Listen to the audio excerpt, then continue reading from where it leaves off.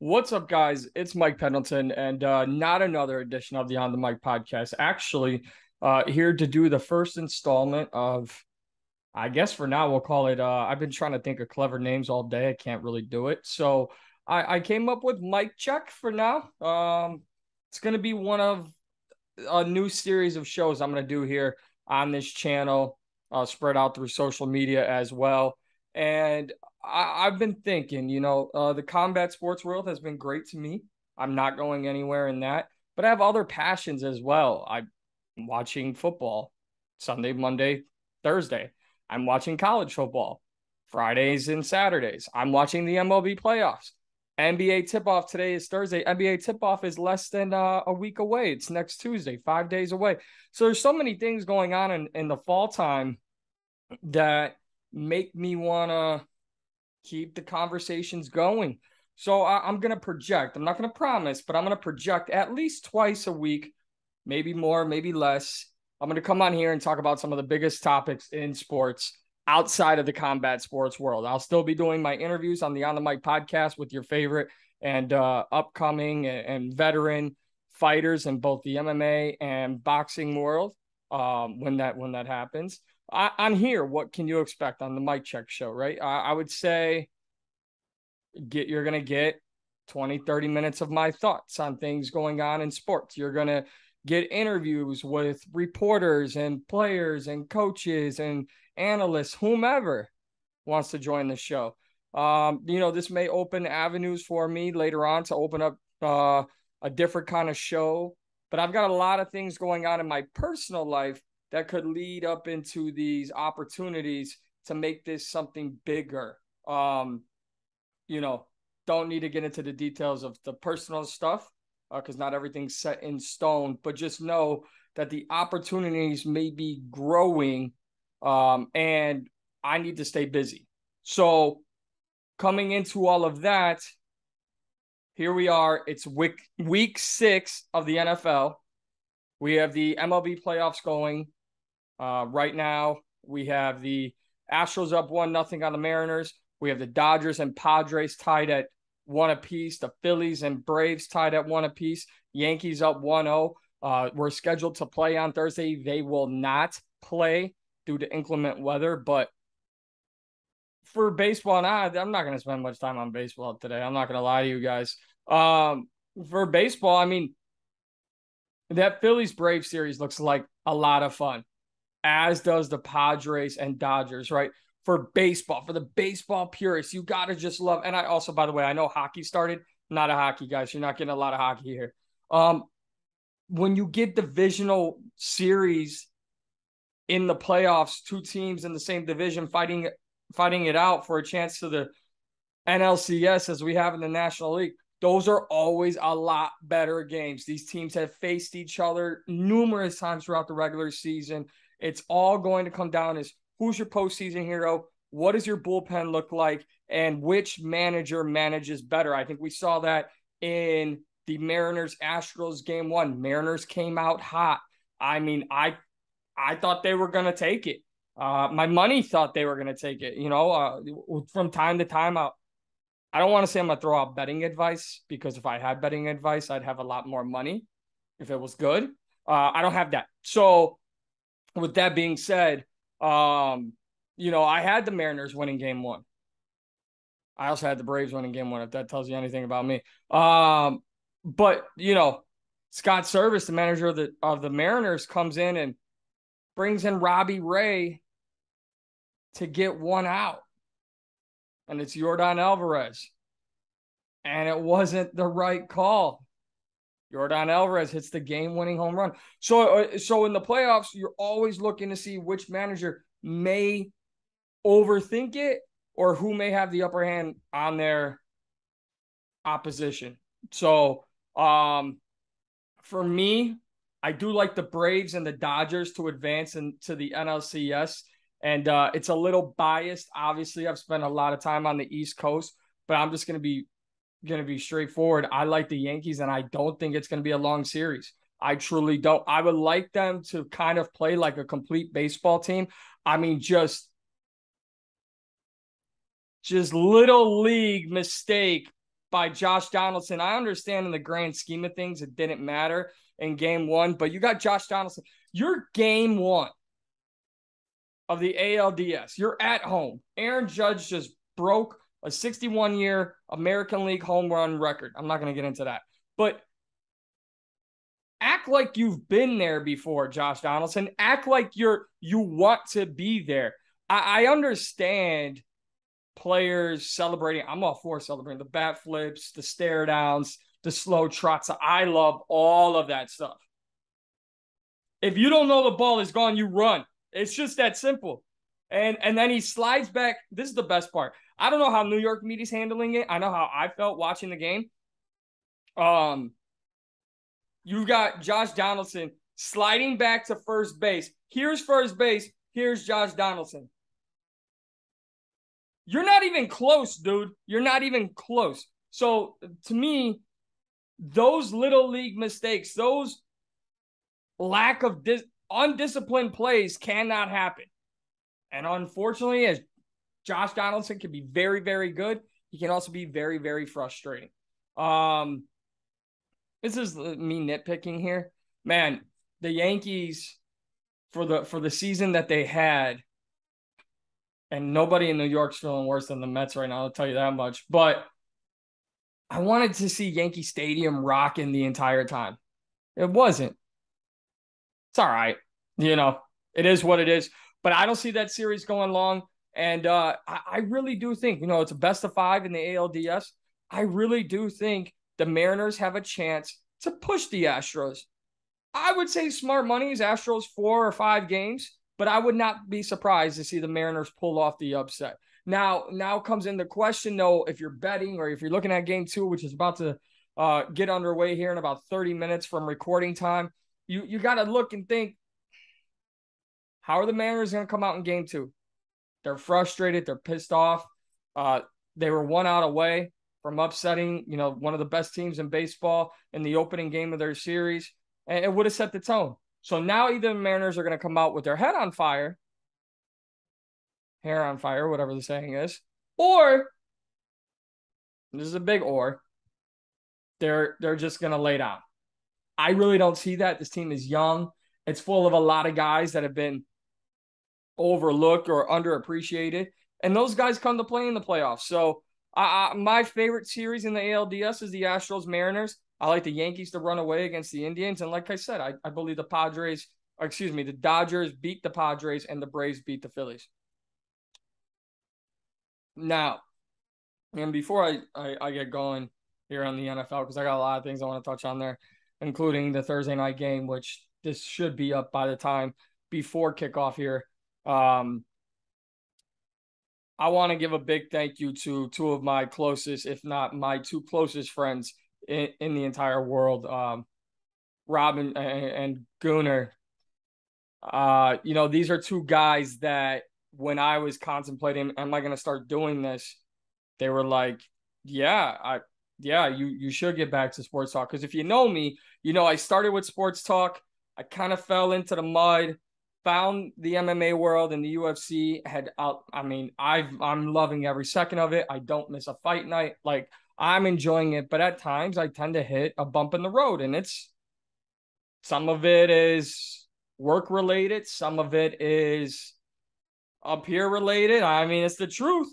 So to have my friends kind of push me into this, I couldn't be more thankful to have those 2 guys in my corner. And, it's times where I talk to them about sports, or the group chat is going off nonstop and we're all in fantasy football. These are things I'm going to incorporate, maybe a little spread picking, which is what I'll do this week. I'll do some spread picking. A little fantasy football, guys I like, guys I don't like. So big thank you, guys. And I'll say this, I'm a big fan of speaking up these days. Jay Glazer, if you ever came on this show, I would just shut it down after that. I've had an opportunity to meet Jay and talk to Jay, but at the time I was super young and didn't understand what it could mean to be open about, mental health as a man, working in pro sports as somebody who's got, mental health or whatever the case. And it's not about my mental health. It's just sometimes people are afraid to speak up or to talk about things that maybe they've been thinking about. Like me, I wanted to get back into sports talk, and I couldn't really convince myself to do it. So I got a little push, and getting a little push is never a bad thing. Sorry, I'm messing around over here. I got a lot of things moving around over here. I'd say the same thing on the MMA side. I got a lot of friends on the MMA side who push me so much. Got a lot of friends where one conversation with them will get me writing. It'll get me interviewing. So, for me, this is just an opportunity to do more, and I couldn't be happier. With that said, it's a very I don't want to say awkward, but a very different, just kind of quick move in here, transition to the NFL. And I want to start with the NFL and their rule set. I do. I want to start with the NFL and their rule set because I don't understand it. I am 30 years old. I have never, ever been more confused about my favorite sport and their rule set as I am these days. So mainly, and that is kind of an easy topic to come into. That's kind of why I liked it, right? Mainly roughing the passer. Now, this streak stayed alive this past week, but the Atlanta Falcons are 5-0 against the spread this year. Not bad. A little tidbit. But they had a real chance to beat Tom Brady and the Buccaneers. And a juvenile roughing the passer on Tom Brady, and I understand it's Tom Brady. A juvenile call on Tom Brady cost them the game. Now, and before, listen, there's so many times where you turn on a sports talk show. I got a lot of them I like. One in particular here in Chicago, locally, Cap and J Hood morning show on ESPN 1000. Both guys mentors to me. Dare I say, both guys friends to me. There's so many times where you look at one play and you go, well, that one play didn't cost it. No, there is 100 plays, give or take, in football games. Not one play defines the game, because Atlanta could have got the ball back and Marcus Mariota could have thrown an interception. It could have happened. It could have happened. But the point is, every single team deserves the opportunity to have the game called as we know the game to be called. Not some asshat plays or flags being called. And we saw two of them this week. We saw two games get influenced by terrible calls. The Atlanta Falcons and the Tampa Bay Buccaneers with the roughing the passer on Tom Brady. And then we had the Monday night fiasco between the Chiefs and the Raiders, in which Chris Jones, now I know the Chiefs ended up winning the game, but Chris Jones sacks Carr and the ball's coming out, but because his entire body weight fell on top of the quarterback, it's roughing the passer. He sacks the quarterback, physically removes the ball from the quarterback's hand, gets it, and it should be their ball. I don't understand. That is a strip sack. Defense recovers. The biggest thing is, when Chris Jones is falling, he braces his fall with his left arm. We have seen time, again, 30 years old. I have seen time and time again, these big D linemen, they will fall flat on a running back. They will fall flat on a tight end, a quarterback. It does not matter. That was not falling flat with all your body weight.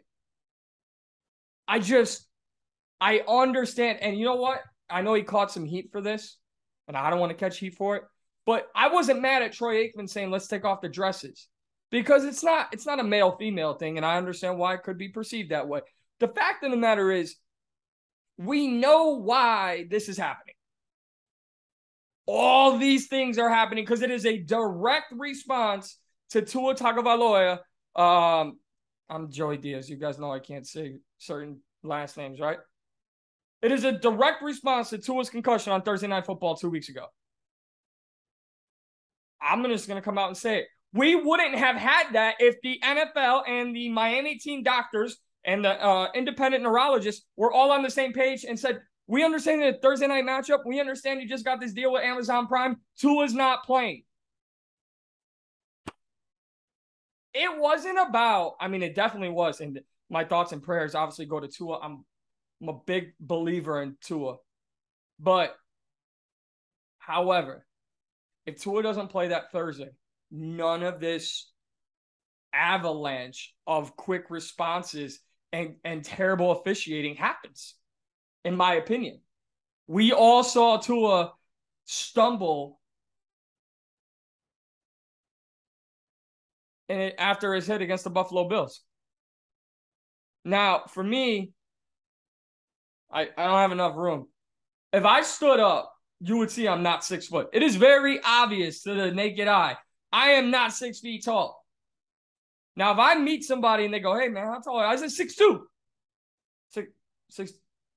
6'2" what? 6'2" in stilts? What do you mean 6'2"? You're not 6'2". Okay. So what the problem here is, and why I say that, is because when Tua takes his hit against the Buffalo Bills and he comes out and, he passed concussion protocol, it's his back and his ankle. Stop lying. What's the famous saying? You put makeup on a pig, it's still a pig. Stop trying to put makeup on your problems. Your quarterback is concussed. And you know what? There's two lines of thinking for me here. One, I understand it's a quarterback-driven league. I'm a Chicago Bears fan, born and raised. Our quarterback play has been terrible for years. Still one of the most marketable teams in the league. Win, lose, or cry. The Bears have not had great teams of late. Last time they had a great team, 2006, went to the Super Bowl. I understand they went to the NFC Championship game against the Packers, and I don't even want to talk about that. So, stop saying, if the Dolphins don't have Tua out there against the Bengals on Thursday, they lose their matchup. These are still two teams.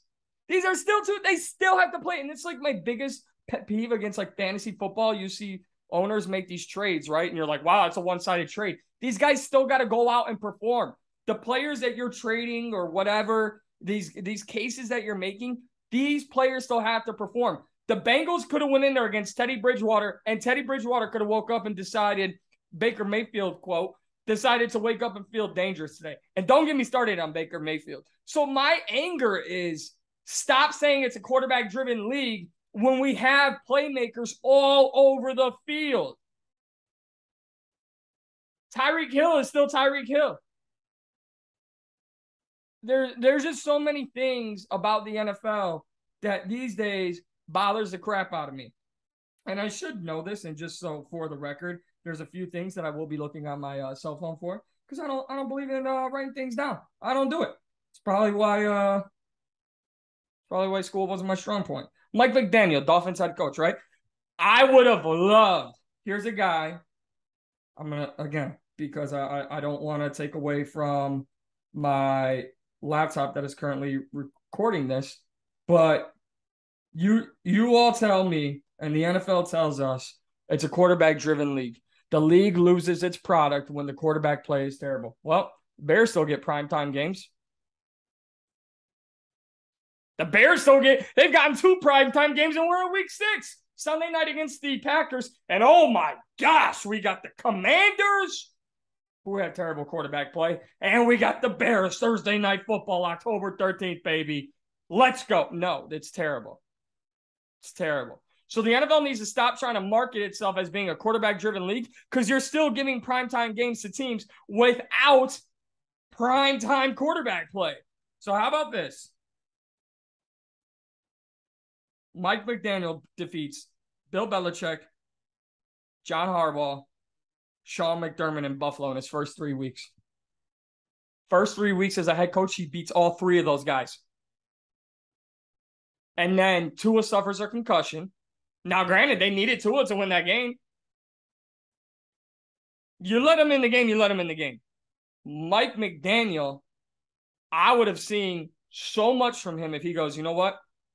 Tua's got to rest. We're not comfortable putting him out there. I'm going to go beat the reigning AFC champions. I'm going to go beat Zach Taylor and the Cincinnati Bengals with Teddy Bridgewater. It's not like, and I don't want to say names, but it's not like Teddy Bridgewater is the worst backup quarterback in the league. By the way, things are always moving. Ask my guy, Jimmy Garoppolo. Ask him. Jimmy's going to be in Carolina. Jimmy's going to be in Seattle. Jimmy's terrible. Jimmy sucks. Jimmy this. Jimmy had surgery on his shoulder. He's never going to be the same. He looks fine to me. He looks fine to me coming in. And it is the best thing the 49ers ever did this year was not trading Jimmy. And the best thing for Jimmy, because now his value is rising, unlike the officiating in the NFL. The stock is going up on certain players. The NFL product is going down. I'm just going to say it. And you know, Troy Aikman, you weren't wrong.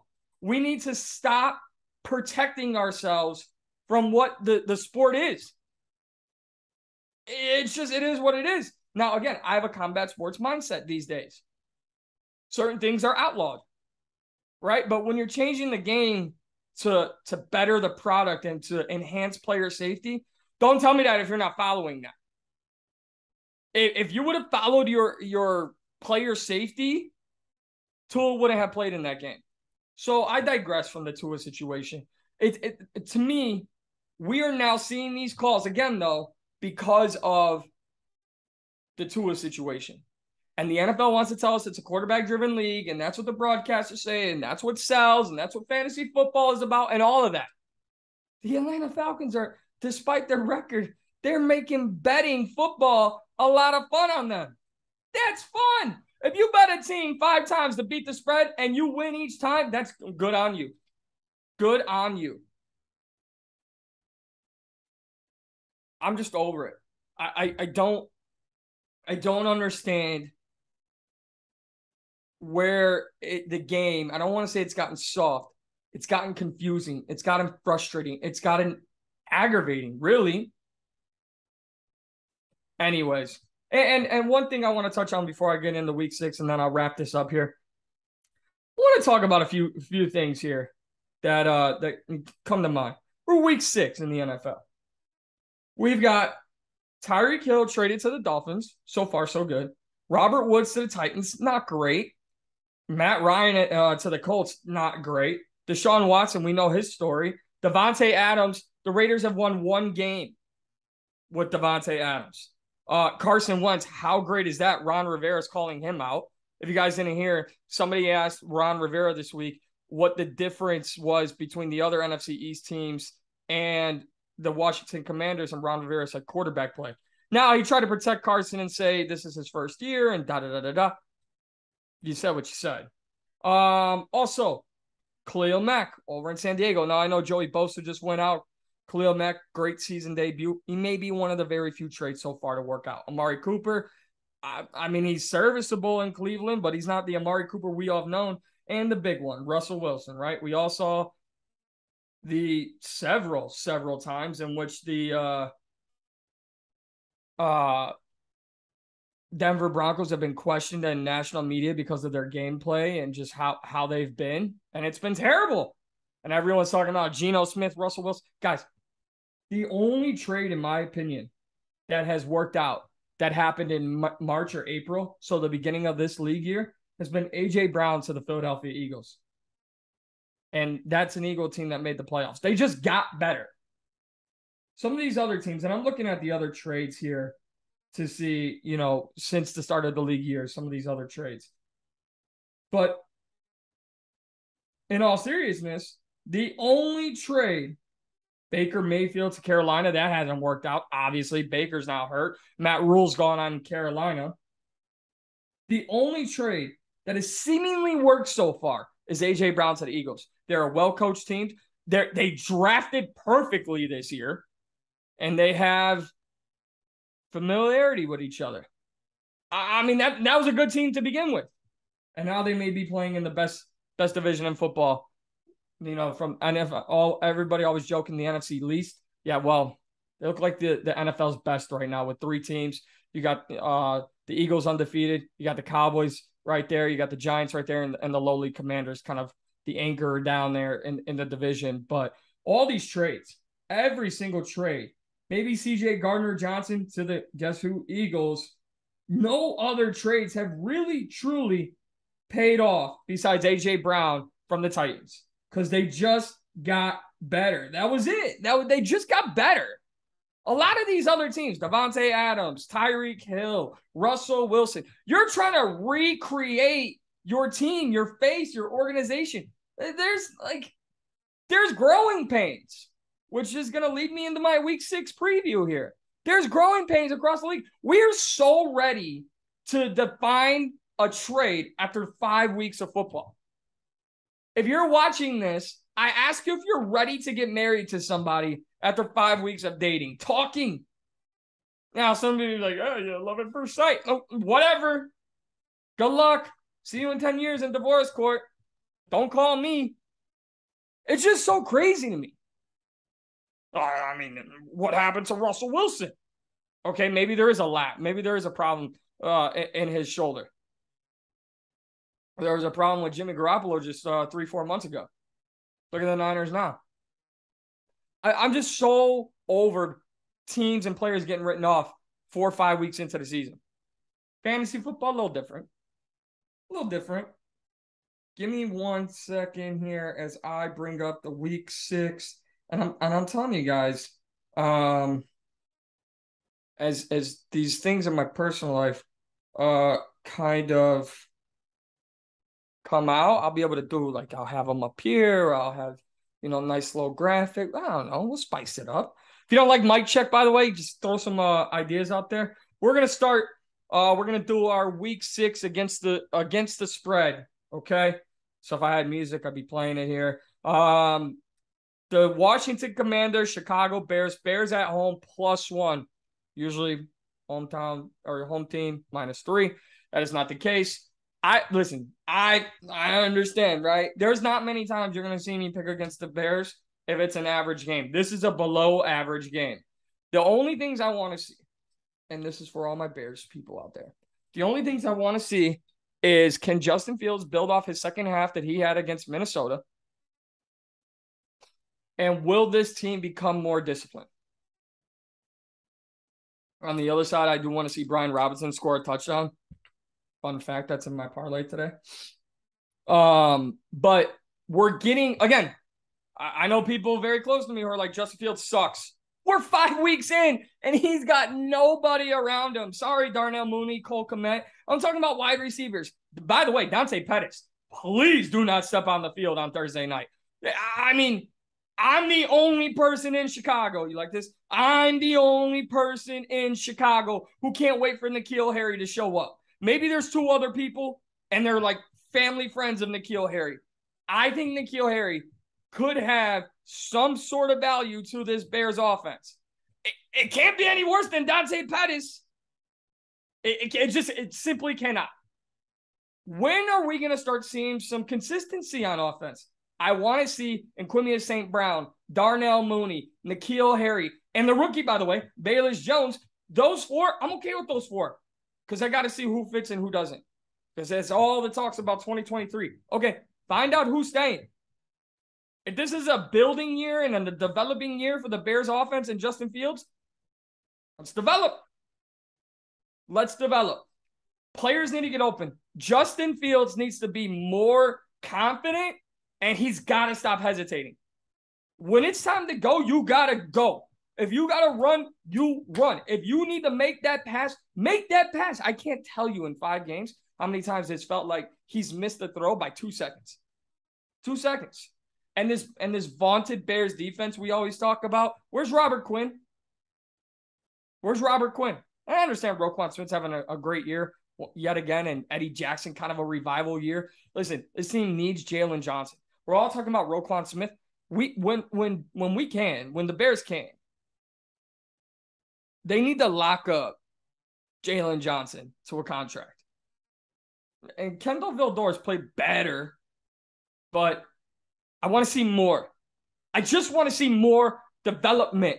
But again, I'm not asking for wins. I'm asking for development.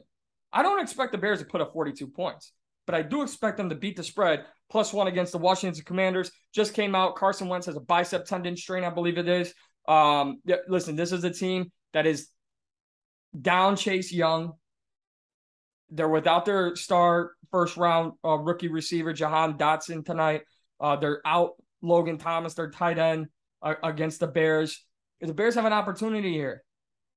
But on the other side of Washington, they have quarterback questions just like Chicago does. But they might have the best story of the year with Brian Robinson, shot 6 weeks ago last week. It is now 7 weeks, 6.5 weeks, and he's playing in his second NFL game. Rookie out of Alabama, got shot in an attempted robbery. The bullet missed his bones and his arteries, and he's back on the field. Led the Washington Commanders backfield in touches last week. Big props to Brian Robinson. Your best story of the year. Just my opinion. All right, so continuing on, Sunday. Here we go. San Francisco and the Atlanta Falcons. San Fran on the road, -5. I just said the Atlanta Falcons have been undefeated against the spread. I don't know about this one. It's a little biased because if you know where I'm from in the Arlington Heights, if you know where I went to school in high school, shared the same hallways with a Jimmy Garoppolo. But listen, this team, again, more time. This team is coming together. And I think they beat the Falcons by a touchdown. I like the Niners -5. Patriots and Browns. Browns -2.5. Jacoby Brissett still at quarterback. Bailey Zappe. I don't know. I should know this, but I don't know it. No matter the case, the Patriots are down Damian Harris. This is a game the Browns should win by running Nick Chubb a lot. But the Patriots just blank the highest scoring offense in the league in the Detroit Lions. They just blanked them last week with a rookie third stringer coming in and starting that game. Patriots are on the road. The Browns nearly beat the Chargers. I think I'm going to take the Browns here this week. The Jets and the Packers. Bad week to beat the Jets.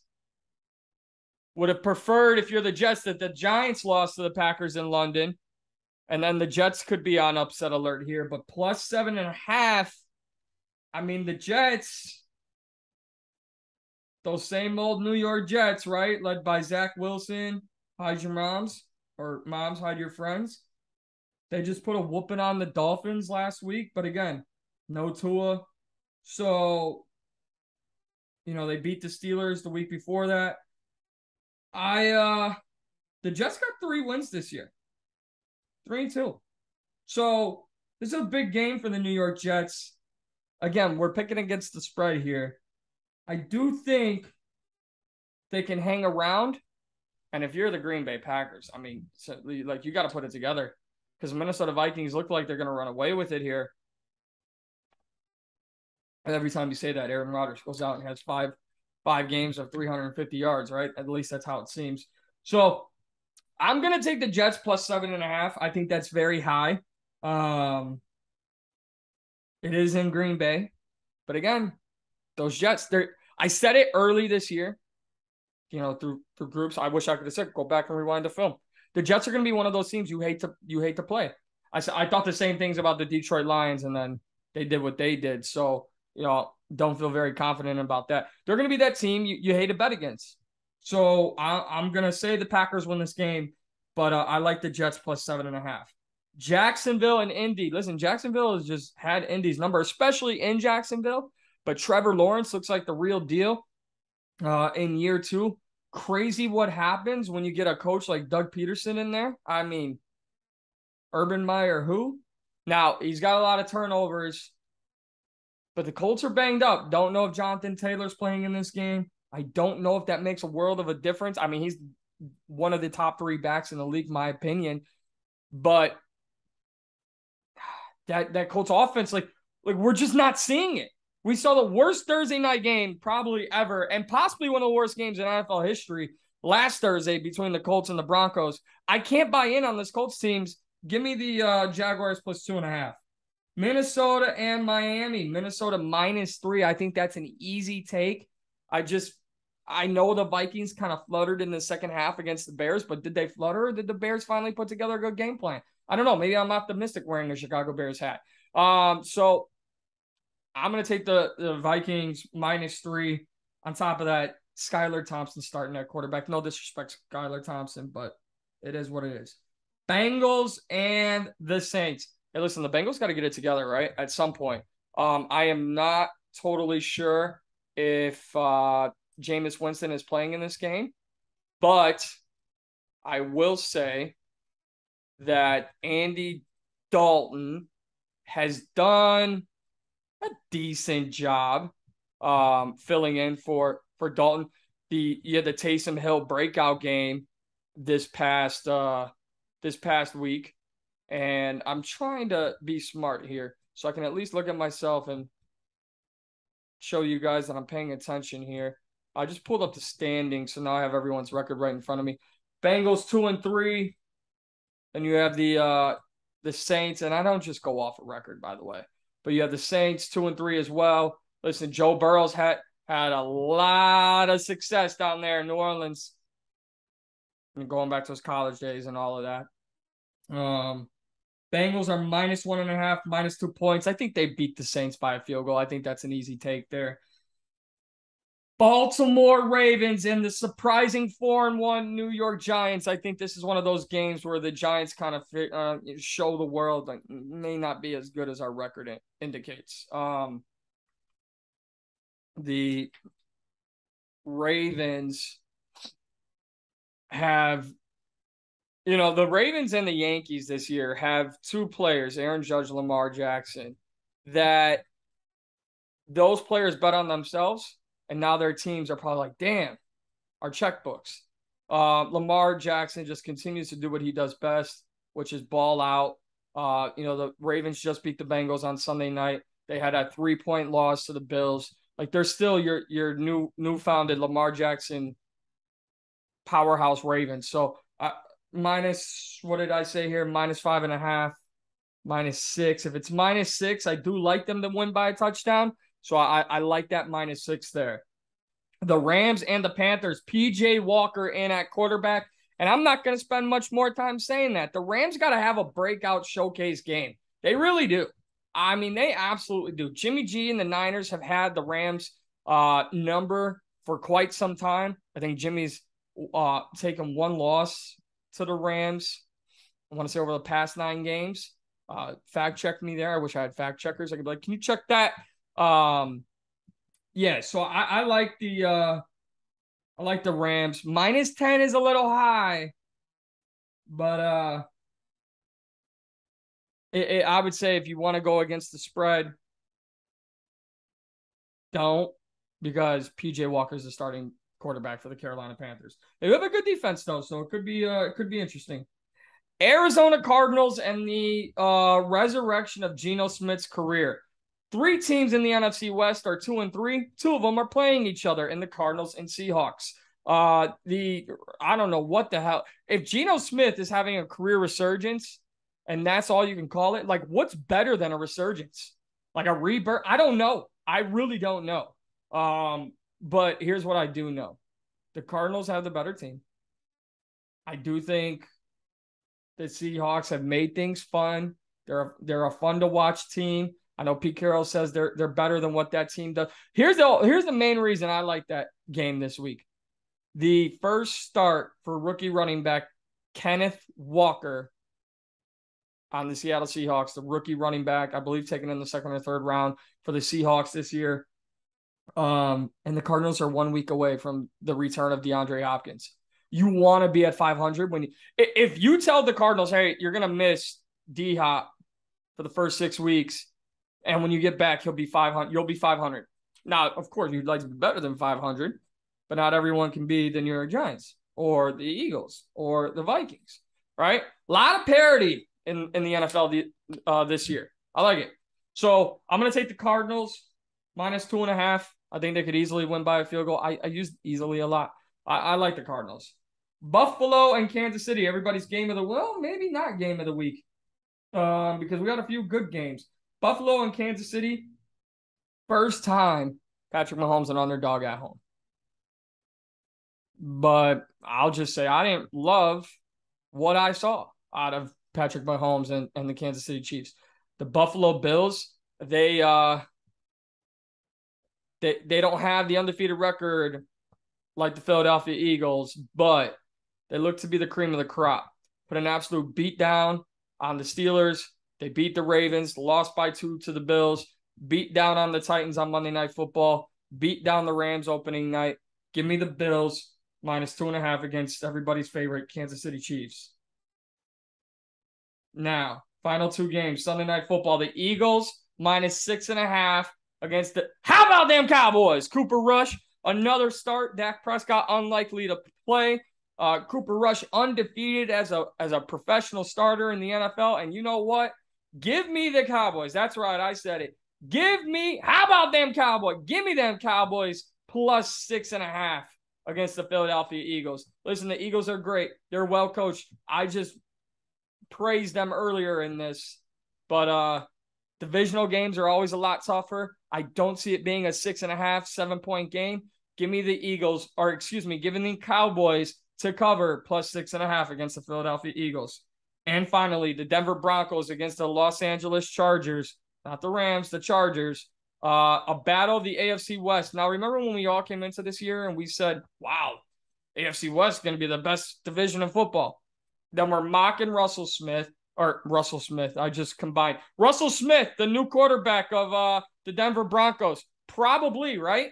If you could get a little bit of the attributes from Geno Smith and put him in Russell Wilson, maybe we could let Russ cook. That's how you correct a quick mistake you just made because you're speaking so fast in your minds. I got that monkey with the little drums in my head.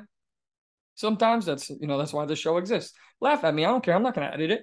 All right, Chargers, Broncos, Chargers 3-2. Listen, if I just took the Chiefs to lose to the Bills, this is a tie for first place. Either team here, or excuse me, I should say for the Chargers here. You want to stay as close to the Chiefs as possible. You're down 2 players and Rashawn Slater, your left tackle, and Joey Bosa. But, man, these Chargers won 2 in a row. They got lucky against Cleveland. I will admit that. But sometimes it's better to be lucky than good. Took a slacking 2 from the Jaguars and lost by 3 to the Chiefs. But this is a game they got to have. So I do like the Chargers -5 against the Denver Broncos. Guys, that is going to be it for this. There is an episode of On the Mic coming this week, or maybe more, not sure. But this is the first episode of Mic Check. I was going to do Mic Checks in on sports. That might be a thing. Undecided. Let me know. I'll put it up for a Twitter vote. You can follow me at MP2310. I should know this. My Facebook, I'm always active. You obviously know my name. It's easy to look me up on Facebook. I don't use it as often, but when I start getting some guests, you can see some clips on my Instagram. Just follow me on Instagram as well. My account there is MikeP2310. So you got Twitter at MP2310, Instagram at MikeP2310. This has been the first episode of Mic Check. I appreciate anyone who listens. Please subscribe to this channel and leave some comments. Give me your thoughts on the picks and anything you want to see. If you want to see me touch on certain things, if you want specific rant segments, I'll start to take some tweets. Maybe one day open up a mailbox, but I'll start to take tweets on this show and some of the topics you'd like to see me cover. But it is just a few hours away from Thursday Night Football, and as I sign off, the ALDS Game 2 between the Mariners and Astros is about to begin. Will the Mariners respond? Let's see. Julio Rodriguez, one of the best young players in baseball. What a joy to watch. And Yordan Alvarez probably has to hate the fact that Aaron Judge and Shohei Ohtani are in the American League because he could easily be the MVP. So good series here. Again, I think it's the longest series in the divisional series on either side. And Thursday Night Football, Bears, Commanders. Again, I like the Bears with the spread. Just double checking that's -1. +1, excuse me. So I like the Bears to beat the Commanders. Might be the hat. I might be crazy. We'll find out. We'll see you guys.